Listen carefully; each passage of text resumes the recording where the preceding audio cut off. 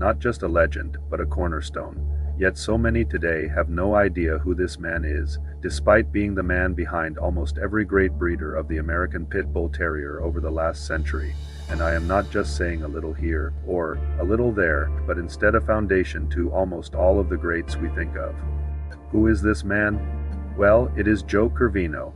Those who know who Joe Corvino widely consider him to be one of the most significant figures in the history of the American Pit Bull Terrier because his breeding program served as a primary bridge between the early 20th century strains of game dogs and many modern bloodlines of the American Pit Bull Terrier. He spent decades refining dogs that possessed a unique combination of athleticism, intelligence, and a refined physical structure often compared to that of a thoroughbred racehorse, by blending foundational lines from breeders such as Tudor, Shipley, Feely, Armitage, and Ton. Corvino contributed to a genetic blueprint that became influential for many breeders who followed over the last century. His influence on prominent figures includes a very long list, too long to go through all of them. However, we will discuss a few of them here. Earl Tudor and Maurice Carver. These two legends played major roles in spreading the Corvino influence. Corvino and Tudor were contemporaries who exchanged stock, led to the creation of Tudor's Debo, who carried Corvino blood through his granddam. Corvino's Lena, also known as Hubbard's Lena. Maurice Carver later used Debo as a foundational stud dog for his renowned program, effectively disseminating Corvino's genetics through many major lines in the 1960s and 70s. Floyd Boudreau's program, which produced foundation dogs like Eli, drew from stock tracing back to Tudor and Carver's dogs, which incorporated Corvino genetics.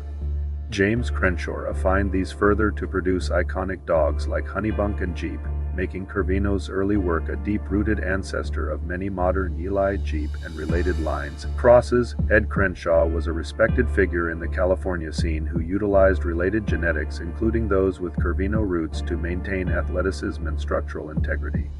Howard Heinzel and Ed Farron. Both men were skilled in conditioning and breeding, recognizing the athleticism of Corvino-influenced dogs.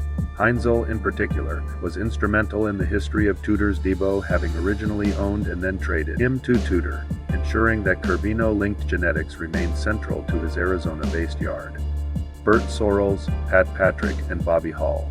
These breeders focused on maintaining performance and gameness. By utilizing dogs from the Carver and Tudor lines, they worked with evolutions of Corvino's foundational stock from the 1920s and 30s. Ralph Greenwood and Baker Davis. Greenwood of Larsan fame and Davis were pivotal in preserving bloodline integrity during the late 20th century. Their pedigrees often incorporated Corvino dogs as sources of structural correctness and intelligence for top-tier working specimens. Boyles, known for highly regarded dogs like Bolt Action and others. This line relied on the Debo or Carver framework, which genetically continues aspects of the Corvino legacy. Don Mayfield, known for his conditioning expertise. Mayfield worked with dogs that traced back to Corvino's foundations. Corvino's influence is often found in the pedigrees of Mayfield's dogs through the heavy infusion of Tudor blood, which Corvino helped preserve and refine. Giroux's dogs were a dominant force in the 1970s. He utilized Corvino's bloodlines to produce famous dogs like Black Flash, a chunky, undershot pup that Giroux registered and became a hallmark of his program. Ozzie Stevens, often associated with the Giroux line, Stevens frequently highlighted the effectiveness of these dogs, noting their specific fighting styles and genetic traits that were passed down through the Corvino and Giroux crosses.